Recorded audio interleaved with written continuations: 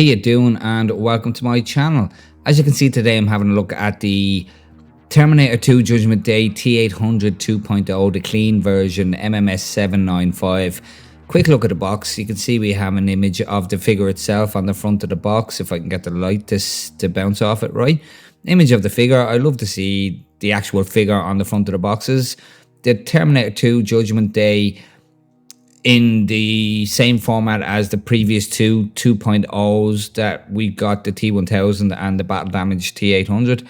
On the side there, half in frame, Terminator 2 Judgment Day, and completely out of frame, T-800 2.0 at the bottom. And then on the back, the usual warnings and details about Hot Toys. And while I pull the slipcover off, I would encourage you, as usual, to hit the subscribe button if you haven't already. On the back there, really nice imagery on the back. We have an image of the figure with the grey t-shirt on from where he rips the skin off his arm in Miles Bennett Dyson's house. We have the minigun sequence, and then we have pretty much how he looks at the start of the movie when we see him in the shopping mall. So there we have it for the box for the Terminator 2 2.0 T-800. So moving on, let's have a quick pan of the figure itself. So here we are for the figure itself, a quick pan, before we get into any details and accessories. And just some fun facts while we do this pan. The T-800 series model 101, mass produced by Skynet. And as a lot of you know, James Cameron came up with the idea for Terminator during a fever dream he had while he was really sick during the making of Piranha 2. The T-800 was Skynet's first cybernetic organism, introduced to replace the T-600, which had a lot of limitations, like its rubber skin and its huge bulky frame, and it wasn't really an effective infiltration unit. The T-800 could mimic human behavior, living tissue that could sweat and bleed, and it could mimic breathing.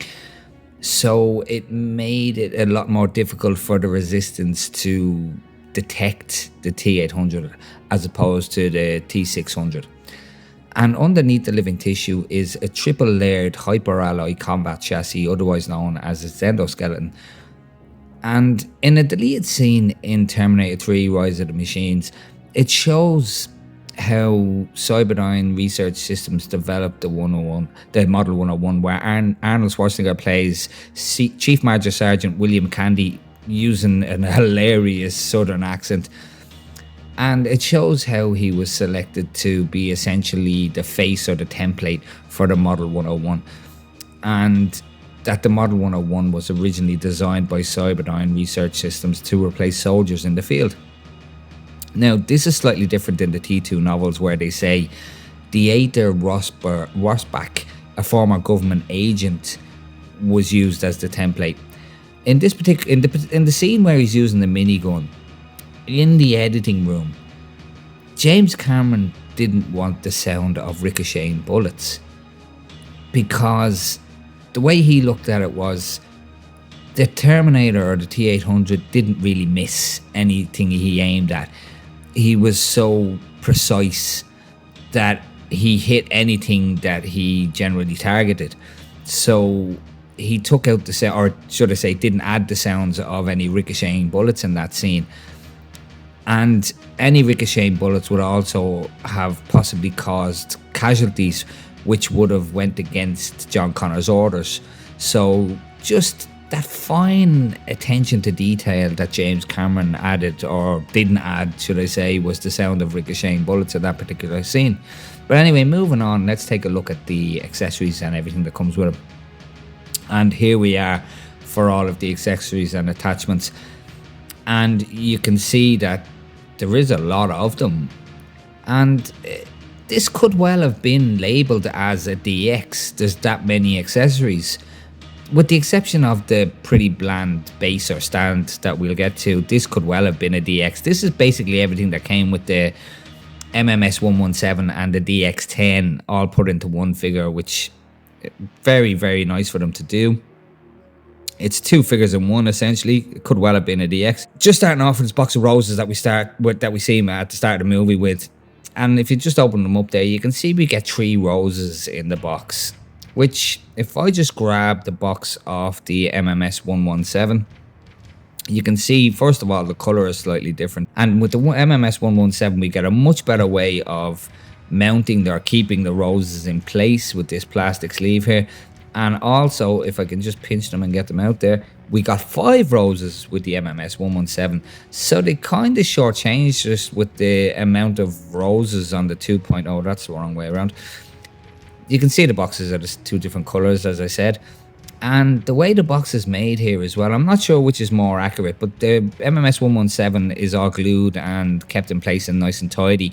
In my opinion, much better than the newer one. It's all just folded in place, and every time I'm posing them up, these little flaps here always seem to come out. So I prefer the MMS-117 box, but I'm not sure if the newer one is more accurate. I'd have to go back and look at the scene. Then we have his hands, 12 hands in total, 6 gloved hands and 6 non-gloved hands. Closed fists, gripping hand. This particular hand is for putting it in the Winchester, for making it look like he's spinning the Winchester in his hand to cock it. 2 trigger hands. The gloved hands, we have 2 closed fists, relaxed palms, trigger hand, and a gripping hand for the minigun. Then moving on, we have the arm that he, in Miles Bennett Dyson's house, he cuts off the flesh and rips the flesh off the arm to show Miles Bennett Dyson exactly what's underneath. As much as it's done really well, I'm not a fan of the seam. I would have liked a fixed pose or a fixed hand in that position there, kind of like what they're doing with the new Artisan Winter Soldier. I would have liked just a fixed hand in the bent position.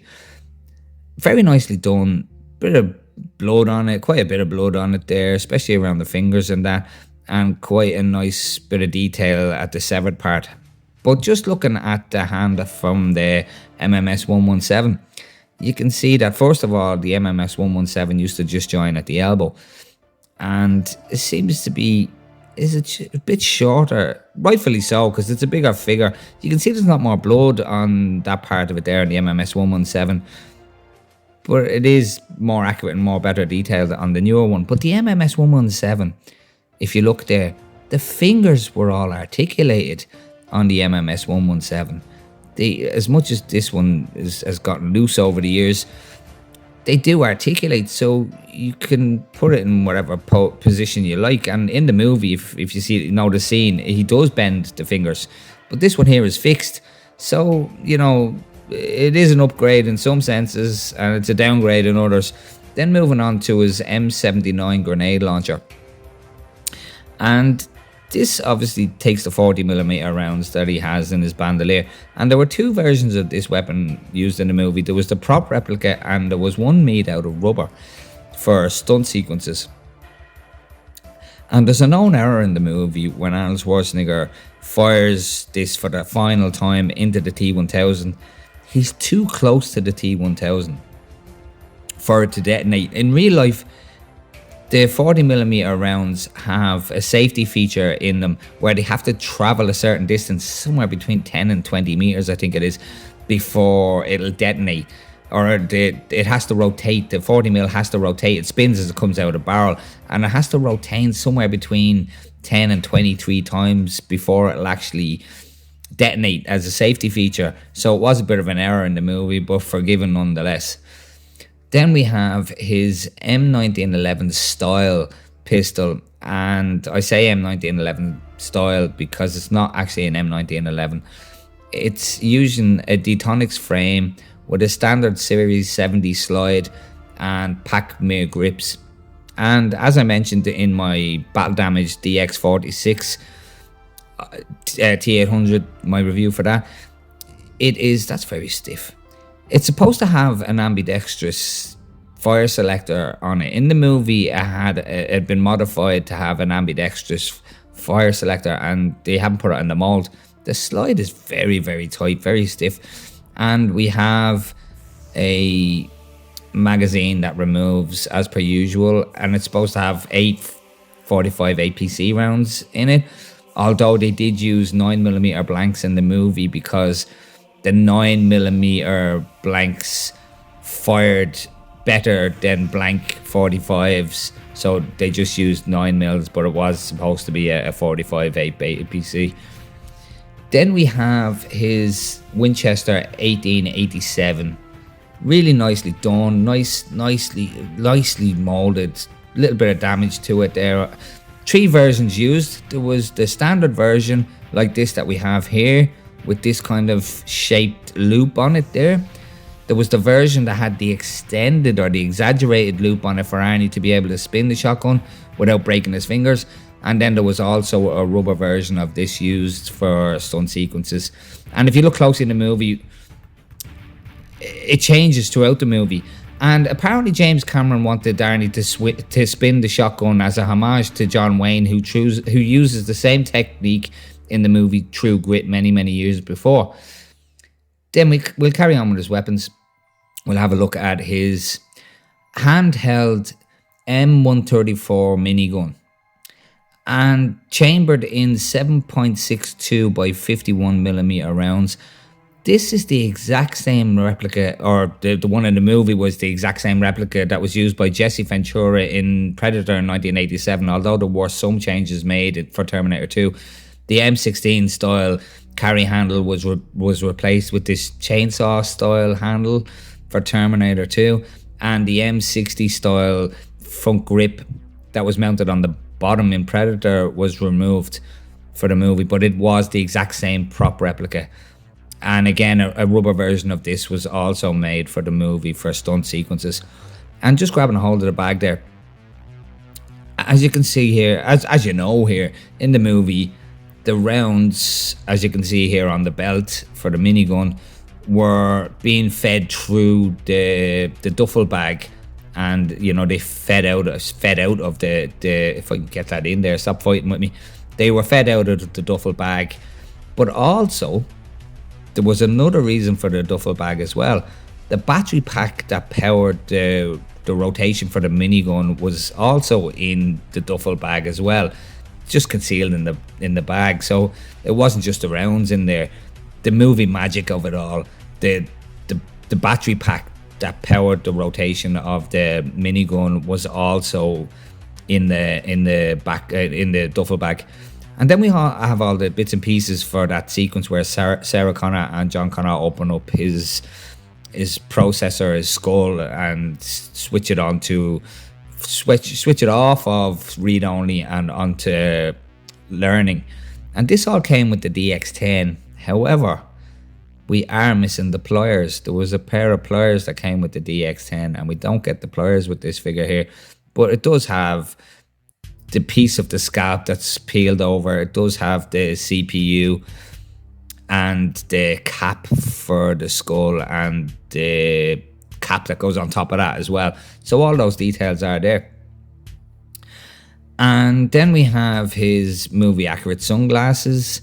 Bit of controversy over these when he was first announced as a prototype, where they weren't shaped correctly, they didn't look right, and people complained, and Hot Toys did correct it and shaped them the correct way. They're translucent, very slightly, but they're quite dark. You can't really see through them. You wouldn't be able to see his eyes through them. And then finally, we have his grey t-shirt to swap out for the third act of the movie, as opposed to the black t-shirt he comes with out of box for the first act of the movie, or the first 2 acts. Now you can see it has this strap that goes around it and goes in under his crotch and clips into these press studs at the back, which makes changing his t-shirt an absolute nightmare.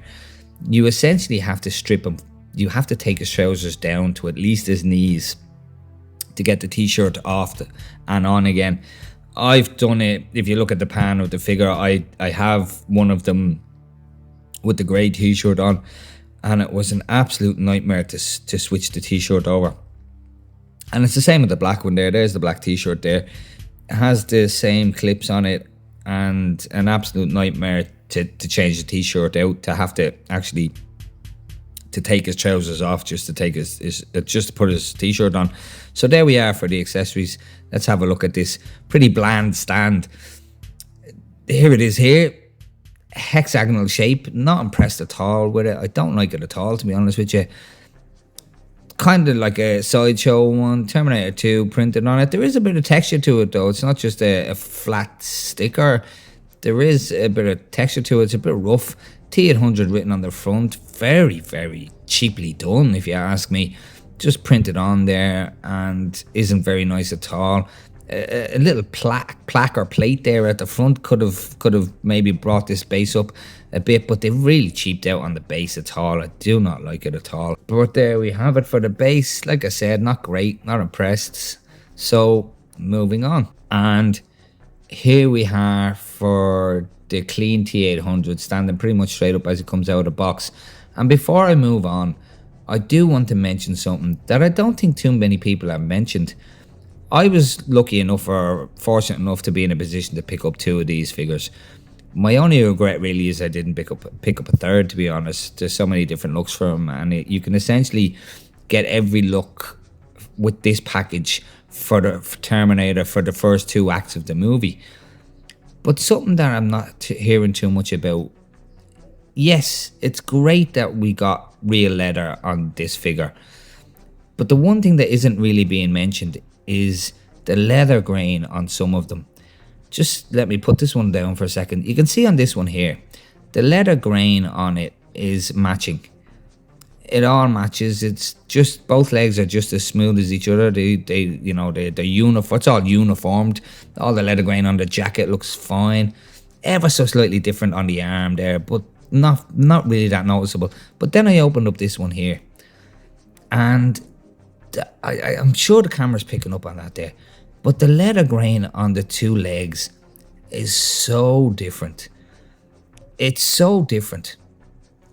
I'm hoping that's picking up on camera. It is, yeah. The leather grain on... Let me get this to focus in a bit. The leather grain on this leg here, on the left leg, is so different to the right leg. It's all smooth on the right leg, and then on this leg here, it is... I'm going to have to move him out of the way. Camera's trying to focus on his face. The leather grain on this leg is so different. It's really annoying me. I did contact Sideshow about it. They told me they were all out of spare parts. They did give me the option to return it. However, anybody who knows their Hot Toys knows that this figure is near impossible to get at retail at this stage, so I opted to keep the figure. But I'm not happy about the leather grain being so different for each leg. And so that's that, I suppose. So let's start off looking at the figure from bottom to top. We'll have a look at his boots. Very well done boot on him, very movie accurate. A little bit of articulation in them, a little bit of movement, not much, but there is a little bit. Bit of detail on the stitching in it and the buckle, a little bit of weathering on the toes and around them there. All nicely done, no complaints whatsoever. You know, movie accurate, and they played the part. The zip is open on the leg, which is different to the MMS-117 and the DX10, which had the zips closed. And the DX13 as well had the zips closed, but they're actually open in the movie. So that is an inaccuracy that they've fixed for this figure and the DX46. As I said, moving up to the trousers, real leather, as I mentioned, which has its advantages if you get one that has the correct leather grain running through the whole figure. I'm sure I'm not the only person that has this issue. Whether it be the jacket or the trousers, the leather grain seems to vary. And on this particular copy, I'm not happy with the difference in the leather grain. It just looks so different. I can't get over it. And I know I keep mentioning it. It's just pretty annoying. Real leather belt. This is the first time we've gotten a real leather belt with a Terminator figure. Other than the DX46, of course. The DX10, and again, a lot of you know, the DX10, even for its age, did have real leather trousers and jacket. And we'll take a look at that figure a bit later on. We will do a comparison. But the DX10 didn't have a real leather belt. Although it's held up, it wasn't real leather. Looking at its jacket there, very different to the battle damage version. It is fully intact. and there's no damage to it whatsoever.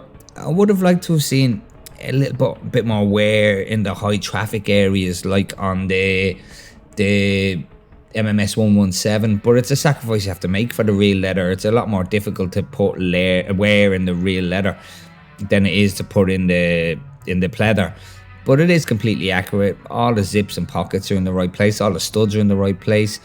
On the back we have, you know, this laced up part running up it, and it forms to his body really well, just like it did in the movie. The proportions are absolutely fantastic as far as I'm concerned. I think the proportions are the best we have to date for Arnie as the Terminator in Terminator 2. And of course we have the black t-shirt on underneath this version, and then on this version here that I have, I've put on the grey t-shirt on, which, as I said, absolute nightmare to actually pull his trousers down just to get his t-shirt on. But it is what it is, you know. Not ideal, but it is what it is. And just looking again at the difference in the leather grain, they look perfect. They're absolutely spot on. I just can't get over how different the leather grain is on this leg here. And like I said, I'm sure I'm not the only person that has this issue. So let's get in a bit closer and take a look at this head sculpt, I suppose. So moving on again. So here we are for the head sculpt for the MMS-795, the Clean T-800. And nobody's going to disagree with me on this. This is, to date, the best Arnold Schwarzenegger head sculpt we have from Hot Toys. It looks absolutely fantastic. This and the DX46 are fantastic. From the sculpt, to the paintwork, to the hair sculpting. Looks absolutely fantastic. And a big bonus for me is that we don't have that separate section at the back for taking the back of it off for batteries or for moving the eyes like we did with older versions of the T-800. They've gone to using this kind of mount, this mount here, and then they access the eyes through the bottom of the sculpt, like most other figures or most modern figures. So we don't have that separate join line, although we did get it with the T-1000. Everything here looks spot on, from the eyebrows to the shape of the nose, the shape of the eyes, the puffy bits underneath the lips that Arnie has. It absolutely looks uncanny to him. Even from the side, I think it looks exactly like Arnie did back in his Terminator 2 days. Even the head, the sculpting, the hair sculpting is absolutely fantastic. Now, I never had any complaints with the hair sculpting on previous iterations, but this is just next level. This is fantastic. Even at the front there, you can see the depth. It does have a bit of depth to it. As if I can get it into frame there, my apologies. It is well detailed here, and we do have this section here. I'm hoping the camera can pick up on that. It does have a join line in it there where you take the piece out. Now the DX10 had this as well. If I can get it into frame there, god damn it. You can see there, you know, where you can take the section out where they take out his CPU to switch it onto learning mode. But there is a bit of a seam line there. I think they could have made that, you know, a less noticeable gap. They could have made that blend a bit better. Now, you're not going to be looking at the figure from top down. And they done the same with the DX10, but it just didn't seem as noticeable with the DX10. The separation, although the DX10 does have a tendency for the piece to fall out, and I did nearly lose it a few times, the hairline looks just like it did back in the day. The sculpt, you know, and the skin blend in really nice into the hair. The speckling looks very good. I've heard people complain about over textured the neck is. I'm not sure. Sometimes I look at it and I'm like, yeah, it is over textured. And then other times I'm looking at it, I'm like, nah, it's fine. Straight on, it's not too bad. It's from the side that I start questioning it. For me, the vote's still not in yet. It's not a deal breaker, but I can see where some people are coming from about the over texture, and I'll just take the head sculpt off and I'll bring the light down just a little bit. Decide for yourself. Again, like I said, sometimes I say, yeah, it is over textured, and other times I think it's fine. So it is I can, like I said, I can see where people are coming from when they say it. So let's have a look at him without the jacket on, with the grey t-shirt on for that particular scene in the movie. And I will reiterate how much of a pain it was to get that t-shirt on. It was such a nuisance to have to undo the belt, get the trousers down to at least his knees because of that little loop that goes around under his crotch and clips into the press stud. Now, granted, it does hold everything in place and there's no chance of the t-shirt coming untucked like it did on previous figures, especially the MMS-117. I kept having to retuck that in all the time. I won't be swapping this back to the black now. It was just too much of a nuisance. As you've seen as well, I do have 2 copies of it, so this one's going to be staying with the grey t-shirt on. But he does have silicone arms, as you can see there, which it's great that he has them. It adds to the realism. They're not reused from the Wolverine or anything. These are remolded on how Arnie's arms looked in the movie in Terminator 2. I'm not sure if the camera's picking up on that, but there is a bit of a hideous seam line running through the arm there. It's quite obvious. It stands out quite a bit compared to the Wolverine figure that I recently reviewed. I'm not sure if the camera's going to pick up on this or not. It's not as obvious, but there is a seam line running down there, as you can see. You know, a bit of a hideous seam line, and this arm here, it just seems to stand out a bit more. It's not great. It's not ideal to have such a silicone arm for the realism, but with a seam running down it, it's not ideal. But it's not a deal breaker. We still have to contend with the wrist peg seam anyway, so you know, again, it's not a huge deal. And then we have the endoskeleton arm on. And what I'll do, if I can, I'll see if I can unplug this arm without knocking over any lights or breaking anything. I have to bring him a bit closer to me. There we go. And the arm is off, and just plug this arm back in if I can get it in handy enough. There we go. And it just snaps into place. It's quite easy to swap out the arms. Just pull it out of the socket and pop the other one in, and there you go. So it is easy enough to swap the arms out. So there we have the T-800 without the jacket on and just exposing the arms. Let's lift up the t-shirt and have a look at the full length of the arm. It is in proportion to Arnie in his day, and it is a different mold to the Wolverine. It's not, you know, a reuse. Not as detailed as the Wolverine arm. Like, the Wolverine arm has some blue vein work running through it. They didn't go to that level with this particular figure to put the detail in the arms. And the seam line on the Wolverine is a lot more subtle than on the Terminator. So I think Hot Toys realised or knew that not everybody was going to be exposing the arms on this figure, where most people are going to be using the silicone arms on the Wolverine, and they did account for that by putting more detail into the Wolverine. And here we are for the evolution of the Hot Toys T-800 to, you know, the best way I can put it. MMS-117 on the left, DX10 in the middle, and the new MMS-795 on the right hand side. And to be honest, I was never a huge fan of the DX10 head sculpt. I thought it was too soft. I thought his ears stuck out too much. I still love the MMS-117, and especially if you put the sunglasses on him, he looks incredible. But you can see the evolution there, from the sculpting to the paintwork to the, you know, the hair mold, and the accuracy of Arnold Schwarzenegger has just, you know, over the years just come along in leaps and bounds. From what we had from the MMS-117 to the 795 is night and day. That is the evolution of Hot Toys there in a nutshell. And here's a look at just how the proportions look on all the figures. Again, in my opinion, DX10 being the worst one of the three for proportions. I love the proportions on the 117, and then the 795 are just couldn't be any closer to how Arnie looked in the movie.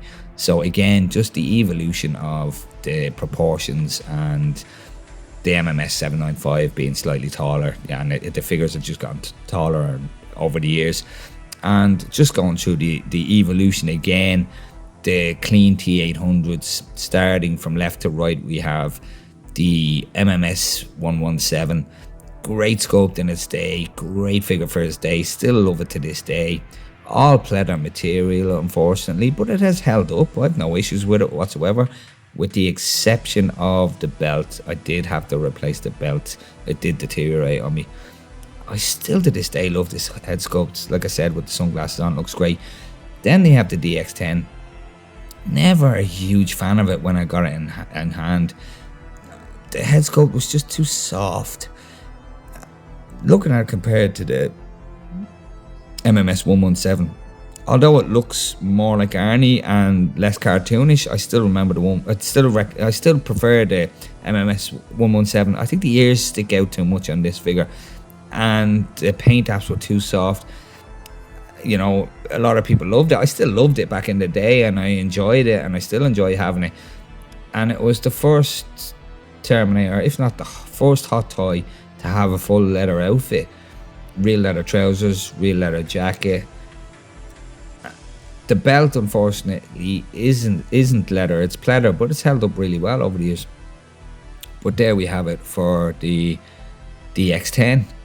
And then next up we have the newer MMS-795, which, as I've said, by all accounts, is an exceptional piece with all the leather, the real leather, although I've gone through the issues that I have. And this one here, the DX10 didn't have that issue. The trouser legs on this one here, I'll have to bring the light up a little bit. The trouser legs on this guy, on the DX10, are fantastic, where the leather grain on the newer one isn't as good.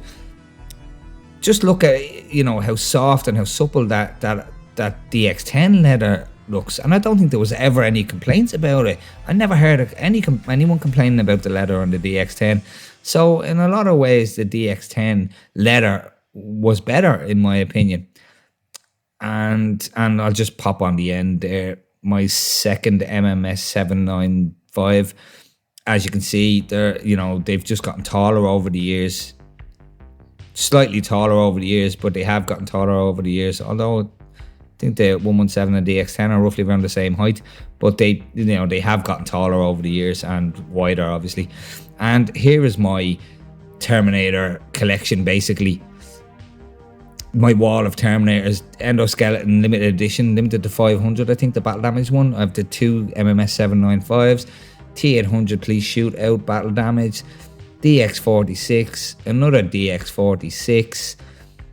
Terminator, T-1000, T-1000, T-1000, another battle damaged police shootout T-800, a DX13, the Tech Noir Terminator, the DX10, and then finally the MMS-117. Big Arnold Schwarzenegger fan. In the beginning, for many years in my Hot Toys collecting, all I collected was Arnold Schwarzenegger figures. I have a couple of other ones. I have a couple of third-party ones. These are just the Hot Toys Terminator figures that I have. So that's pretty much it for the Hot Toys T-800 2.0 Clean Version MMS-795. I really enjoyed posing this figure up and taking pictures of him. If you did like this video, please don't hesitate to hit the like and subscribe button if you haven't already. It really helps to spread the videos around and grow the channel. And I suppose I'll leave it at that. As I said, I've put up some images here of the figure. So enjoy, and I will catch you in the next one. Take care.